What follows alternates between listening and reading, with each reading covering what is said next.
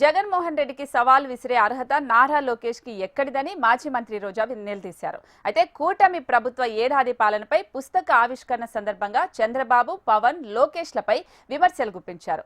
ఒక్క పథకము, ఒక్క అభివృద్ధి పని కూడా చేయకుండా అన్నీ చేశామని చంద్రబాబు చెప్పడం ప్రజలు విసుగు చెందారని విమర్శించారు. నిరుద్యోగ భృతి, విద్యా దీవెన, వసతి దీవెన లాంటి పథకాలు ఇవ్వకుండానే అన్నీ చేశామని గొప్పలు చెప్పుకుంటున్నారని రోజా ఆక్షేపించారు.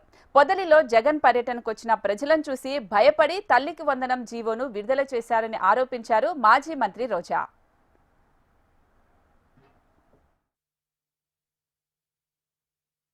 ఒక్క పథకం కూడా ఇవ్వకుండా, ఒక్క అభివృద్ధి కూడా చేయకుండా ఎలా ఒక సీఎం పొజిషన్ లో ఉండి ఇంత కళ్ళార్పకుండా అబద్ధం చెప్పగలుగుతున్నాడు అంటే ఆయనకి అబద్ధం చెప్పడం వెన్నతో పెట్టిన విద్య, వెన్నుపోటు పడటం కూడా వెన్నతో పెట్టిన విద్య అని ఈ రాష్ట్ర ప్రజలందరూ కూడా ఈరోజు ముక్త కంఠంతో చెప్తున్నారు.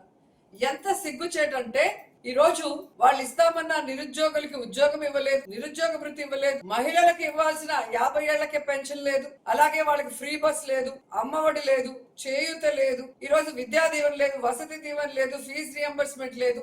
ఇలా చెప్పుకుంటూ పోతే ఒక సెంటు భూమి గాని ఒక ఇల్లు కూడా ఇవ్వలేదు. ప్రోగ్రాం తర్వాత తెలుగుదేశం, జనసేన కూటమి ప్రభుత్వ గుండెల్లో రైళ్లు పరిగెట్టి రాత్రికి రాత్రే ఏ విధంగా జీవో ఇచ్చారు అమ్మఒడికి మీరు చూశారు. అమ్మఒడి నాన్నకు బుడ్డి అని ఎగతాళి చేసిన లోకేష్ గారు ఈ రోజు ఎందుకు మరి సడన్ గా ఎటువంటి లిస్టు ఏర్పాటు చేయకుండా హడావిడిగా ఎందుకు జీవో ఇచ్చారు అంటే మీకు అర్థమైంది. 4వ తేదీ చేసిన వెన్నుపోటు దినం, ఆ తర్వాత పొదలిలో జగన్మోహన్ రెడ్డి గారి ప్రోగ్రాం తర్వాత మీకు బ్యాడ్ టైం స్టార్ట్ అయ్యిందన్న విషయం మీకు అర్థమైంది. కాబట్టి ఒక్కటైనా ఒకటి ఇవ్వాలన్న ఆలోచనతో హడావిడిగా అర్ధరాత్రి జీవోలు రిలీజ్ చేశారు. దాంట్లో ఏమైందయ్యా, 87 లక్షల మంది తల్లులకి అమ్మఒడి పడాలనుంటే ఈ రోజు దాదాపుగా 30 లక్షల మందికి పైగా కోత పెట్టి 54 లక్షల మందికి ఇస్తున్నామని చెప్పారు. ఇది మీకే సరిపోతుందా?